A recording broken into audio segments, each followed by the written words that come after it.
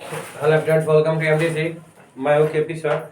आज आप लोगों को प्रश्नावली 6.4 प्रारंभ करने जा रहा हूं। तो प्रश्नावली 6.4 पढ़ने से पहले आप लोग मेरा प्रमेय संख्या 6.6 देख लेंगे, जो आपको लेक्चर नंबर 15 में दिया गया है। तो उसको एक बार देख लेंगे। उसमें दिया गया है कि दो त्रिभुज यदि समरूप है तो उनके क्षेत्रफल किस प्रकार से होता है। चलिए एक बार रिपीट कर देते हैं। उसमें आपको दिया गया है कि दो समरूप त्रिभुजों के क्षेत्रफल का अनुपात समरूप भुजाओं के वर्गों के अनुपात के बराबर होता है। दिया गया है दो समरूप त्रिभुजों के क्षेत्रफलों का अनुपात उनके समरूप भुजाओं के वर्गों के अनुपात के बराबर होता है। आपको यहाँ पर भी दो समरूप त्रिभुज दिया गया है, त्रिभुज ABC, समरूप त्रिभुज DEF, और इनके क्षेत्रफल क्रमशः 64 cm स्क्वायर 121 cm स्क्वायर है। यदि EF बराबर 15.4 cm हो तो BC का मान आपको ज्ञात करना है। तो चलिए इसमें क्या करना है कि इसको शॉर्ट में ही बना सकते हैं, नहीं तो फिगर बनाकर भी बना सकते हैं, जैसे आपको सुविधा हो। तो हल विदाउट फिगर हम हल कर रहे हैं। तो कार्य त्रिभुज दोनों समरूप है, तो AR त्रिभुज ABC बाटा AR त्रिभुज DEF क्या है। चूंकि त्रिभुज जो समरूप है ना, तो इसको आप ज्यादा से ज्यादा लिख सकते हैं कि चूंकि त्रिभुज ABC समरूप त्रिभुज DEF, तो इसलिए AR क्षेत्रफल मतलब त्रिभुज ABC समरूप त्रिभुज DEF है, तो क्षेत्रफल त्रिभुज ABC बटा क्षेत्रफल त्रिभुज DEF। AR का अर्थ क्या होता है? क्षेत्रफल। मतलब त्रिभुज ABC का क्षेत्रफल और त्रिभुज DEF के क्षेत्रफल का अनुपात जो होगा इनके संगत भुजाओं के वर्गों के अनुपात के बराबर होगा। तो देखिए इनमें क्या क्या आपको दिया गया है। तो EF दिया गया है, तो EF नीचे वाला है ना, तो EF के किसका ज्ञात करना है? BC का ज्ञात करना है। तो यहाँ पर BC अब बाटा में लिख लीजिए EF, तो BC बाटा EF इसके वर्ग के बराबर होगा। चूंकि मैं इसको कहाँ से हो जाएगा? प्रमेय 6.6 से हो जाएगा, लेक्चर नंबर 15 में जो दिया गया है। अब चलिए यहाँ पर क्या आपको करना है, या लिख देना है। अब इसमें ABC जो आपका त्रिभुज कह रहा है, त्रिभुज ABC का क्षेत्रफल, तो देखिए इसमें भी है त्रिभुज ABC है और इनके क्षेत्रफल जो है कितना है? 64 है ना। इसका क्षेत्रफल 64 cm स्क्वायर है। और यहाँ DEF जो है इसका क्षेत्रफल 121 cm स्क्वायर है। तो ऐसा जैसा है वैसा मान रख दीजिए। ABC का क्षेत्रफल कितना है? ABC का क्षेत्रफल 64 है। इसके बाद में आपको DEF का क्षेत्रफल कितना है? तो DEF का क्षेत्रफल इसमें 121 है, इक्वल टू BC का मान कितना है मालूम नहीं, BC आपको फाइंड करना है। और EF का मान कितना है? तो 15.4 दे दिया है, 15.4 दिया है इसका। अब CM हो या क्या कहलाता है आपका, इंच हो या मीटर हो या जो भी कुछ हो उसको बाद में रख लीजिए, कोई दिक्कत नहीं है। चलिए अब क्या कीजिएगा, इसका देखिए कि किसका वर्ग है। पहले ध्यान दीजिए कि 64 किसका वर्ग है, 121 किसका वर्ग है, 64 किसका वर्ग है। तो 64 किसका वर्ग? 64 8 का वर्ग है, तो यहाँ 8 लिखिए। 121 किसका वर्ग है? 11 का वर्ग है, तो इसका स्क्वायर कर दीजिए। चूंकि यहाँ पर भी स्क्वायर है तो इसलिए BC बाटा 15.4 ये पर होल स्क्वायर हो गया। चलिए इसका देखिए क्या होता है कि अब ये जो होल स्क्वायर है बाबू, होल स्क्वायर से होल स्क्वायर क्या हो जाएगा? होल स्क्वायर से होल स्क्वायर कैंसिल हो जाएगा, कट जाएगा। तो जब कट जाएगा तो क्या हो जाएगा? तो आपका 8 बटा 11 बराबर बच जाएगा BC बटा 15.4। अब क्या कीजिए, इसको तीछा तीछी गुणा कर दीजिए। तो तीछा तीछी गुणा कर दीजिए या डायरेक्ट BC का मान लिख दीजिए, दोनों हो सकता है।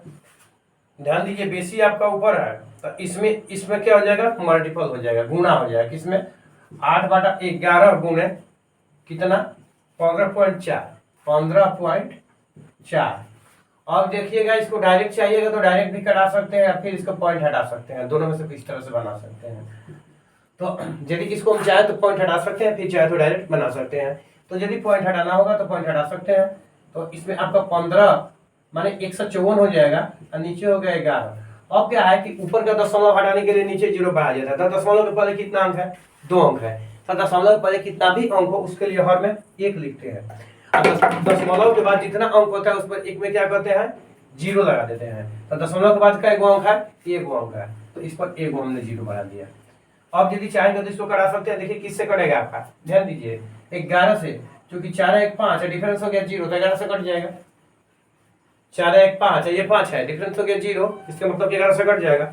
11 है कम 11, कितना बचेगा? 4 बचेगा। 4 पर 4 है 44, तो 11 चौक 44, 11 चौक 44, ये कैंसिल हो गया, काम खत्म हो गया इसका।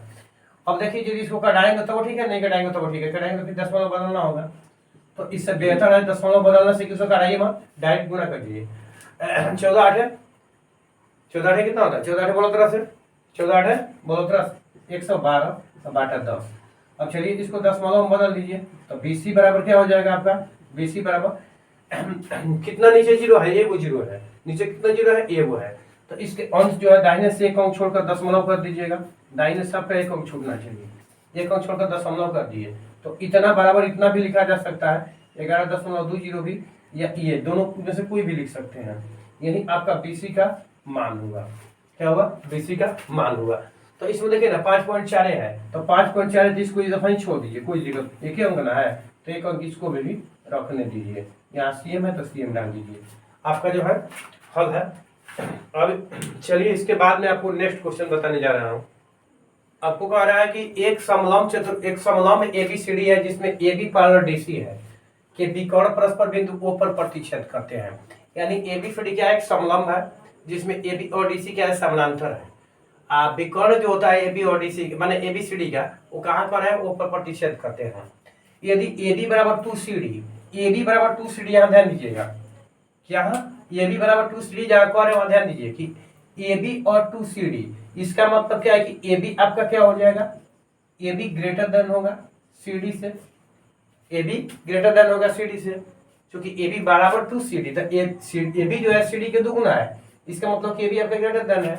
तो इस तरह से जब आप इसका कंस्ट्रक्ट कीजिएगा, यानी फिगर जो बनाइएगा हल में या सोल्यूशन में कहिए, आप जो फिगर बनाइएगा उसमें AB आपका बड़ा हो जाएगा। अब देखिए इसमें जो बड़ा हो जाएगा वो आपका क्या हो जाएगा? AB हो जाएगा। जो नीचे भी लिख सकते हैं, ऊपर भी लिख सकते हैं, ये मत सोचिएगा कि मैं नीचे ही लिख रहा हूँ ऊपर नहीं लिख रहा हूँ। चाहेगा तो ऊपर वाला भी बड़ा कर सकते हैं, नीचे वाला भी छोटा कर सकते हैं, और ऊपर वाला को AB लिख दीजिएगा, AB और CD ऐसे भी लिख सकते थे, यहाँ A यहाँ B यहाँ C यहाँ D, यानी किसी क्रम से आपको लिखना है, क्रम नहीं चेंज होना चाहिए। जैसे कि समानांतर है तो AB लिखे है ना, तो AB यहाँ से भी लिख सकते थे और CD वहाँ भी लिख सकते थे, क्योंकि समानांतर है इसलिए जो है नीचे वाला AB ऊपर वाला DC हो जाएगा। या फिर यदि नीचे छोटा बनाइएगा ऊपर बड़ा बनाइएगा तो ऊपर वाला आपका AB हो जाएगा, नीचे वाला CD या DC हो जाएगा। क्योंकि क्या कर रहे हैं कि AB बड़ा है और CD छोटा है, इतना समझ गया? यदि इतना समझ गया तो चलिए इसका क्या करें, इसका विकर्ण मिला दीजिए, ये विकर्ण हो गया, और फिर इसका विकर्ण मिला दीजिए, मतलब ये दोनों आपका विकर्ण मिला दीजिए, ऊपर प्रतिच्छेद कर रहा है। यही कह रहा है कि दोनों विकर्ण जो है ऊपर प्रतिच्छेद कर रहा है। तो आपको क्या करना है ये ध्यान दीजिएगा, तो AOB के क्षेत्रफल का अनुपात ज्ञात करना है। क्या करना है? AOB और COD के क्षेत्रफल का अनुपात, AOB और COD के क्षेत्रफल का अनुपात करना है। तो जब दो त्रिभुज के क्षेत्रफल का अनुपात ज्ञात करना हो तो इसमें क्या करते हैं ज्योमेट्री में, पहले दोनों त्रिभुज को क्या करेंगे? समरूप करेंगे। जब दो त्रिभुज समरूप होगा तब उसके क्षेत्रफल की चर्चा करेंगे। तो पहले दो त्रिभुज जब समरूप करना है तो कैसे समरूप करना है इसके बारे में देखना है। जब भी आपको दो त्रिभुज समरूप करना है तो कैसे समरूप करना है इसके बारे में देखना है। तो चलिए, इसके पहले मैं आप लोगों को थोड़ा स्लो में पढ़ा रहा था, लेकिन अभी मैं थोड़ा फास्ट पढ़ा रहा हूँ। मैं उस समय भी आप लोगों को बताया था पिछले वीडियो में कि जो है मैं वहां पर क्या कर रहा था, आप लोगों का थ्योरम बता रहा था, और थ्योरम जो था स्पीडली नहीं बता रहे थे, क्योंकि हम धीरे धीरे बता रहे थे कि यदि आप कॉपी कलम नहीं भी लेंगे तो मेरे वीडियो देखते जाएंगे तो थ्योरम आपको समझ में नहीं लगेगा, और जब थ्योरम समझ में आने लगेगा तो सारा क्वेश्चन जो है आसानी से हल कर लेंगे। तो अब चलिए मैं आपको क्वेश्चन हल करा रहा हूँ, इसलिए यहाँ पर मैं आपको रुक नहीं रहा हूँ, थोड़ा स्पीडली पढ़ा रहा हूँ। अच्छा, जिन विद्यार्थियों को समस्या आएगी वीडियो क्लोज करके, रुक करके, धीमा करके देख सकते हैं, और जहाँ पर मैं स्लो पढ़ाया हूँ यदि आवश्यकता होगी तो आप लोग आवश्यकता अनुसार उसको फास्ट करके देख सकते हैं, कोई प्रॉब्लम नहीं है। चलिए बढ़ते हैं आगे, आगे बढ़ते हैं। चलिए क्या करते हैं कि आगे आपका इसमें पहले किसका क्या ढूंढेंगे? समरूप के लिए, क्योंकि दो त्रिभुज की जब क्षेत्रफल की चर्चा की जाती है ज्योमेट्री में तो पहले क्या करते हैं, इसको समरूप करना चाहेंगे। तो समरूप करने के लिए आपके पास क्या शर्त है? समरूप करने के लिए तीन शर्त है।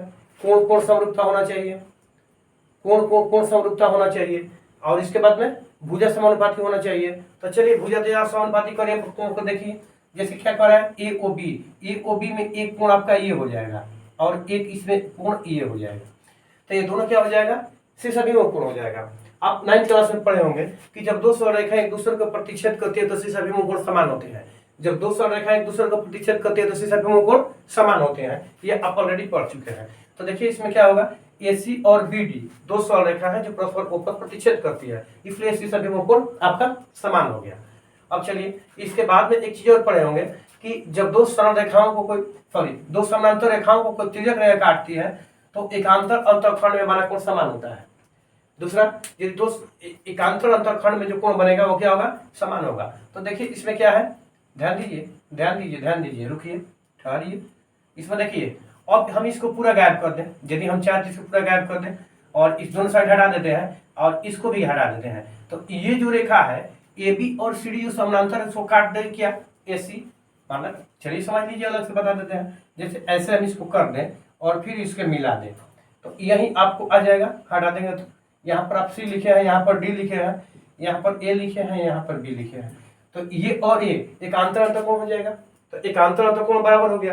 तो यदि रेखा समानांतर है एकांतर अंतःकोण बराबर होगा।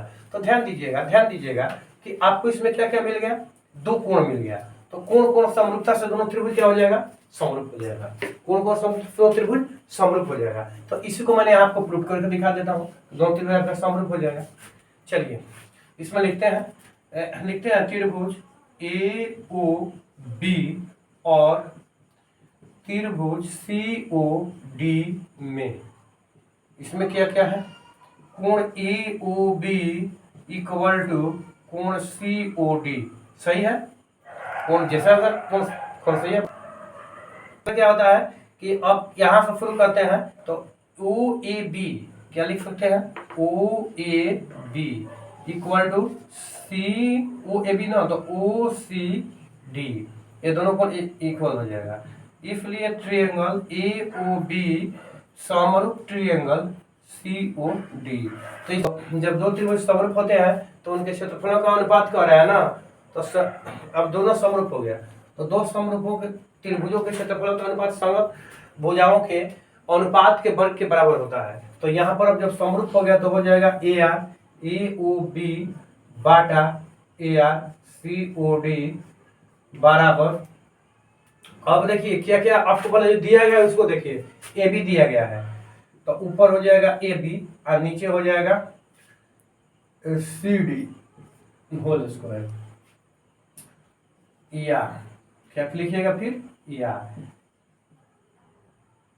इसलिए या हो जाएगा आपका।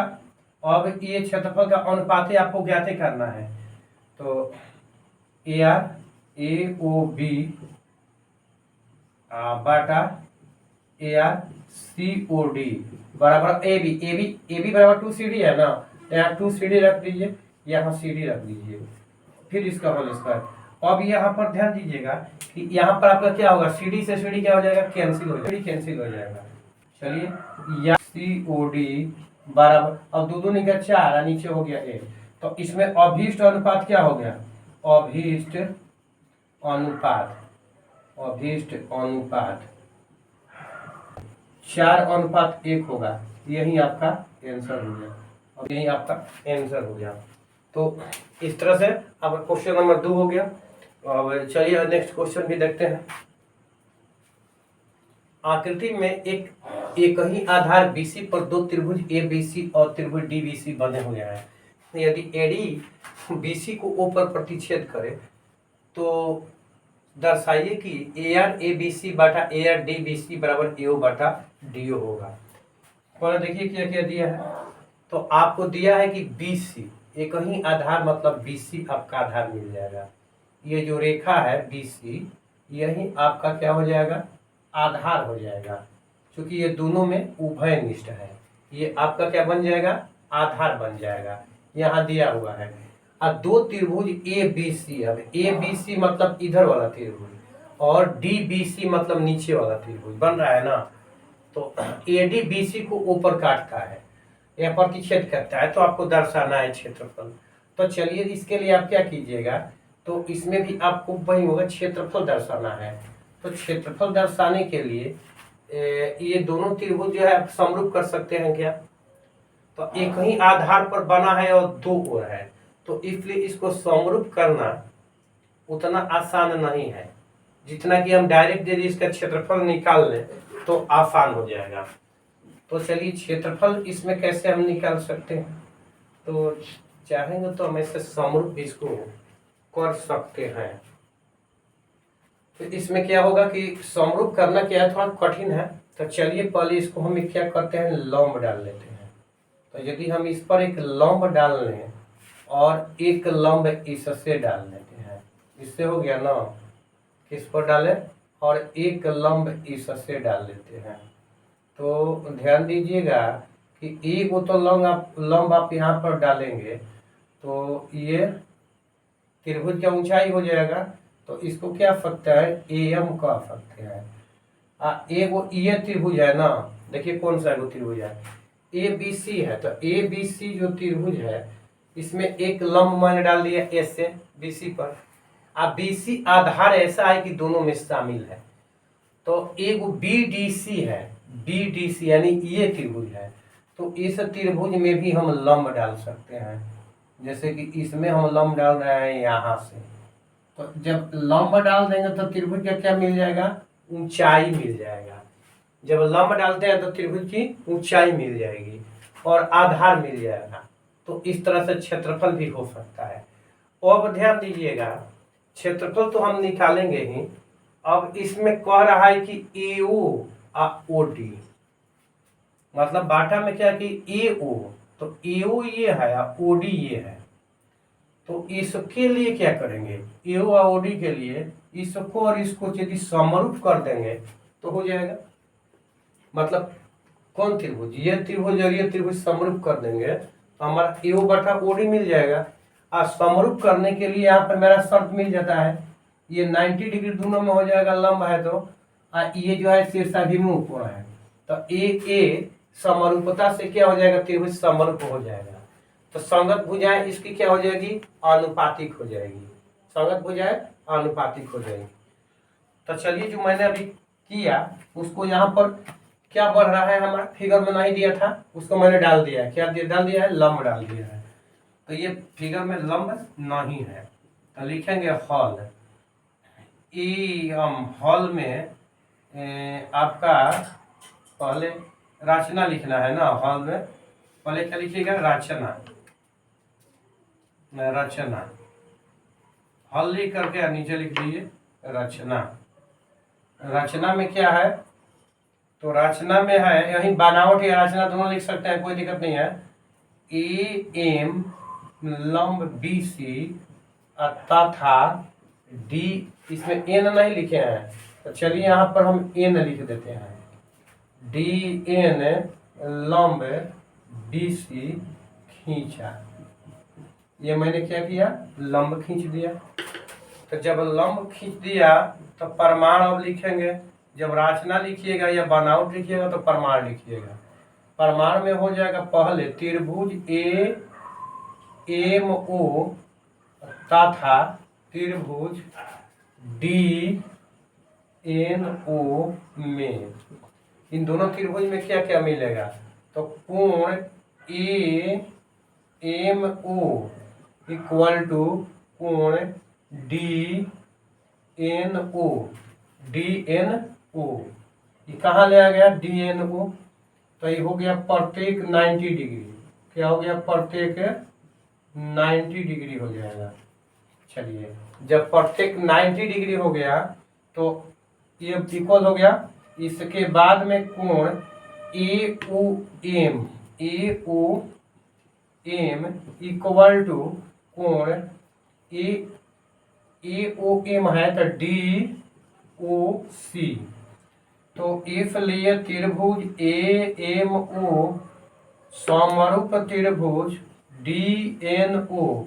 तो ये क्या हो गया, ए समरूपता से समरूप हो गया, ए समरूपता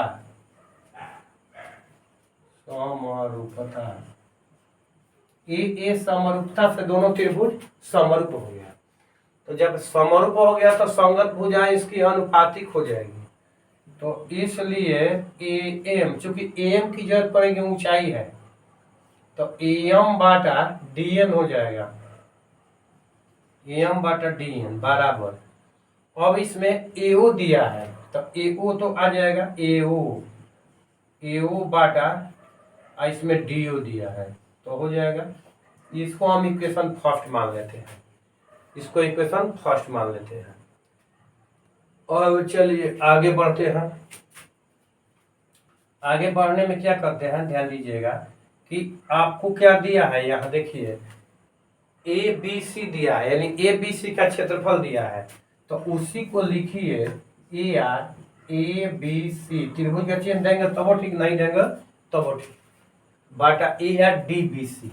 अब क्या लिखिएगा, A R D B C equal to A O बाटा डी ओ, इसमें प्रूव करना है। लेकिन यहाँ पर क्या होगा, त्रिभुज के क्षेत्रफल बराबर क्या होगा, आप फॉर्मूला पढ़े हैं कि त्रिभुज का क्षेत्रफल बराबर होता है 1/2 गुने आधार, आधार गुना ऊंचाई।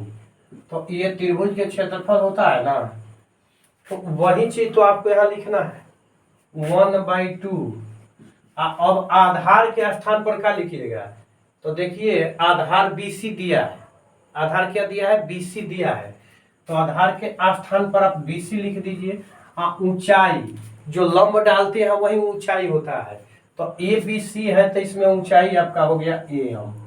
अब बाटा 1/2, अब फिर आधार एक ही है ना, तो इसका भी आधार हो गया BC, गुने ऊंचाई, ऊंचाई क्या हो जाएगा, DN हो जाएगा, ऊंचाई क्या हो जाएगा, DN हो जाएगा।